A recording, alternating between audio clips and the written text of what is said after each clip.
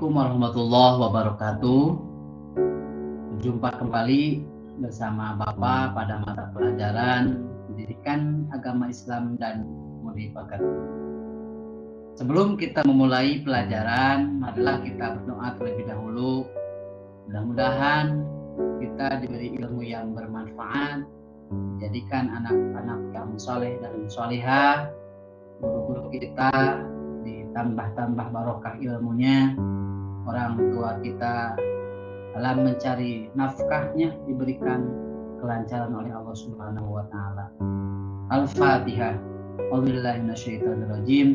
Bismillahirrahmanirrahim. Alhamdulillahirabbil alamin. Arrahmanirrahim. Maliki yaumiddin. Iyyaka na'budu wa iyyaka nasta'in. Ihdinas siratal mustaqim. Shiratal ladzina an'amta 'alaihim ghairil maghdubi 'alaihim waladdallin. Amin. Selanjutnya pada pertemuan kali ini insyaallah Bapak akan membahas materi tentang iman kepada kitab-kitab Allah.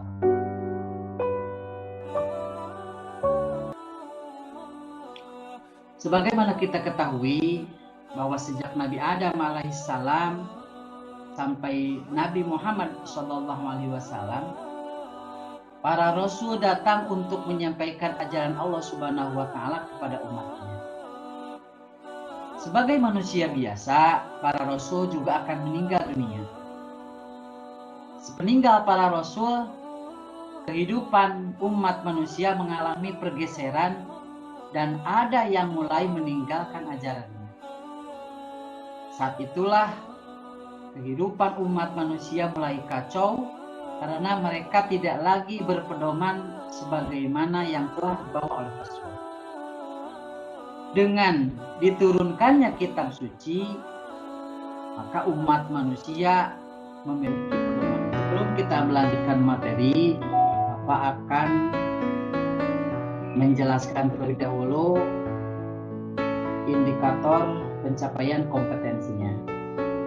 Itu pada materi ini akan menjelaskan makna iman kepada kitab-kitab Allah, kemudian menjelaskan kandungan dalil naqli tentang iman kepada kitab Allah.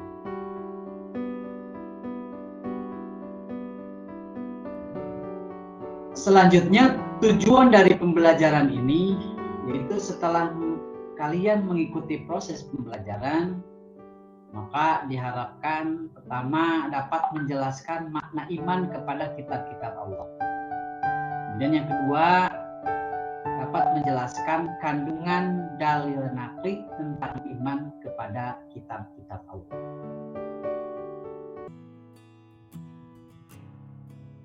Makna iman kepada kitab Allah.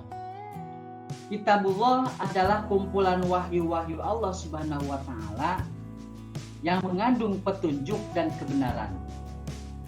Sementara pengertian kitab adalah wahyu Allah Subhanahu wa taala yang ditentukan.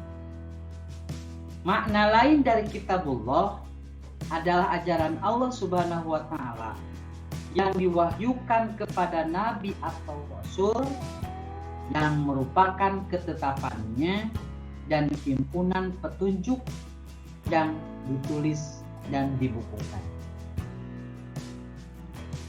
Adapun pengertian iman kepada kitab-kitab Allah atau kitabullah adalah meyakini sepenuh hati bahwa Allah Subhanahu wa taala telah menurunkan kitab-kitabnya kepada para nabi dan rasul agar disampaikan kepada umatnya sebagai pedoman hidup untuk kebahagiaan dunia dan akhirat.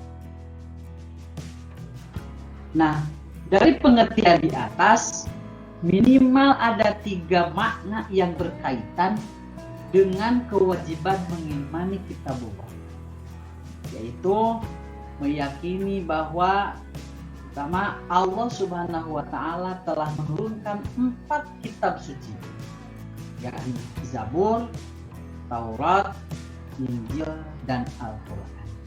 Yang kedua, Al-Quran menjadi kitab suci yang diturunkan terakhir, yang membenarkan sebagian ajaran, sekaligus korektor terhadap ajaran kitab suci sebelumnya. Dan yang ketiga, Al-Quran menjadi kitab suci yang masih terpelihara, utuh dan asli, dalam artian tidak ada perubahan sedikit pun. Jadi anak-anakku sekalian, hakikatnya sumber kitabullah atau samawi itu satu, yaitu berasal dari Allah Subhanahu wa Ta'ala. Maka antara satu kitab dengan kitab lainnya terdapat saling berkaitan dan bersinggungan. Setiap muslim wajib mengimani semua kitabullah yang samawi, dan sikap seperti ini tentu menjadi kemuliaan Islam.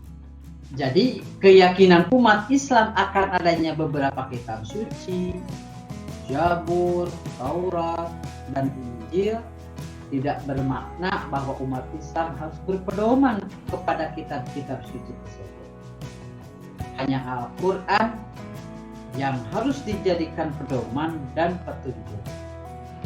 Mengapa? Sebab semua kitab suci tersebut selain Al-Quran sudah tidak utuh dan tidak orisinil lagi, karena sudah mengalami banyak perubahan, penambahan, dan pengurangan. Lalu kemudian apakah ada hubungan antara Al-Quran dengan kitab suci yang lainnya? Tentunya ada.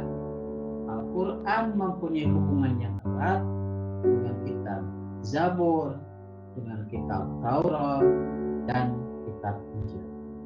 Hubungan antara Al-Quran dengan kitab-kitab yang lainnya, yang pertama, Al-Quran menjadi saksi kebenaran asalkan tidak bertentangan dengan isi Al-Quran, dan menjadi tolok ukur atau barometer kebenaran terhadap kitab-kitab sebelumnya. Sebaliknya, Al-Quran juga menjadi saksi atas kesalahannya, sehingga fungsi lain Al-Quran adalah menjadi pemelihara.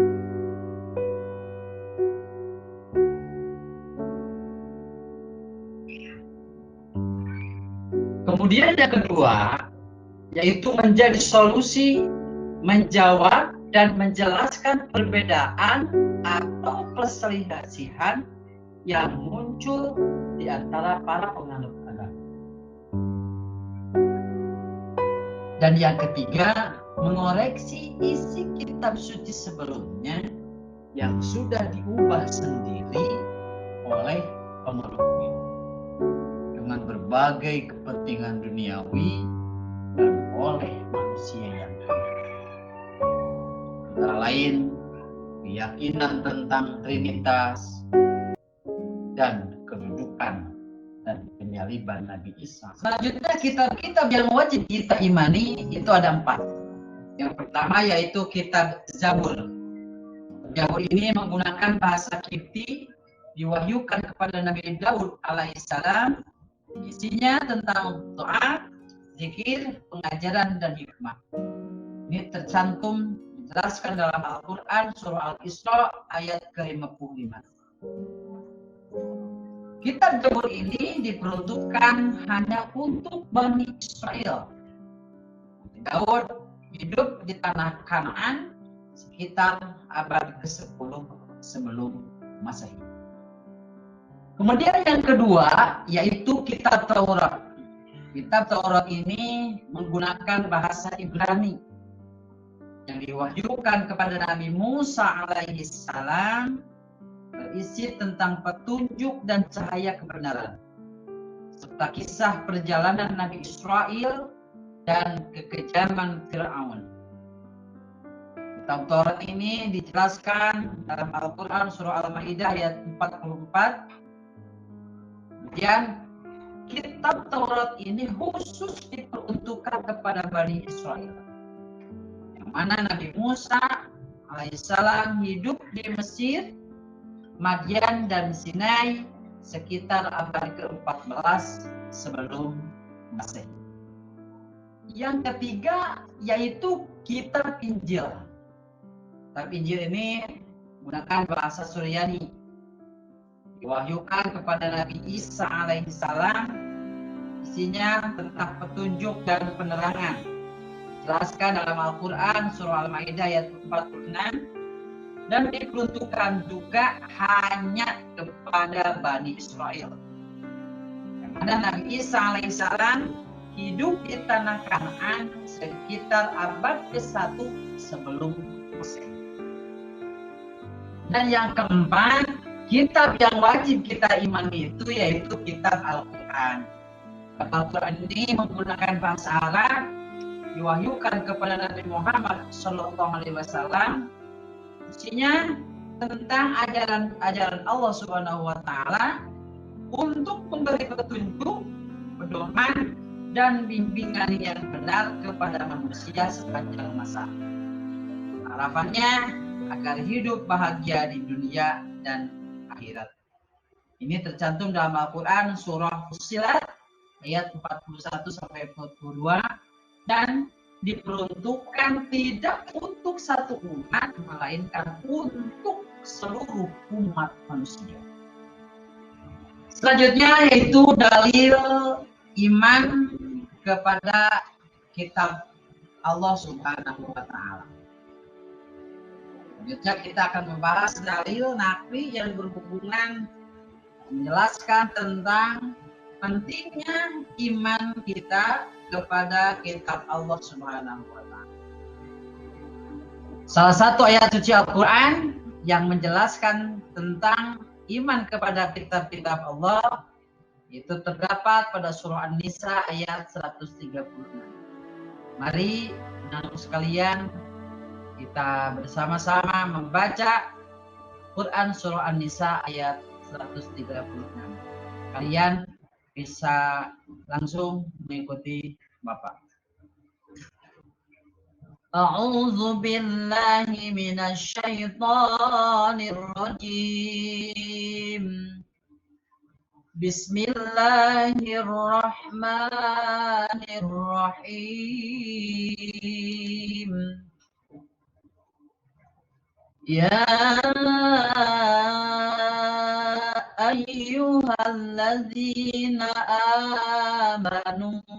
aminu billahi wa rasulihi wal kitabil ladzi nazzala ala rasulihi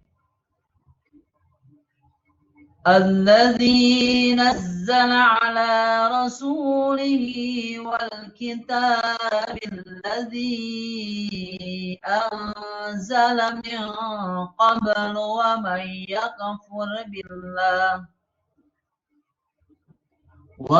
يكفر بالله وملائكته وكتبه ورسله واليوم الآخر فقد ضل ضلالا بعيدا. Shadaqallahul azim. Anak-anakku yang Bapak cintai, mungkin itulah penjelasan tentang materi iman kepada kitab-kitab Allah. Kita membahas tentang makna iman kepada kitab-kitab Allah, menjelaskan tadi tentang nama-nama kitab Allah, kemudian di terakhir Bapak menjelaskan tentang dalil yang berkaitan dengan iman kepada kitab-kitab Allah. Untuk lebih memantapkan pemahaman kalian, Bapak akan memberi tugas pada kalian untuk mengerjakan soal pada slide berikut.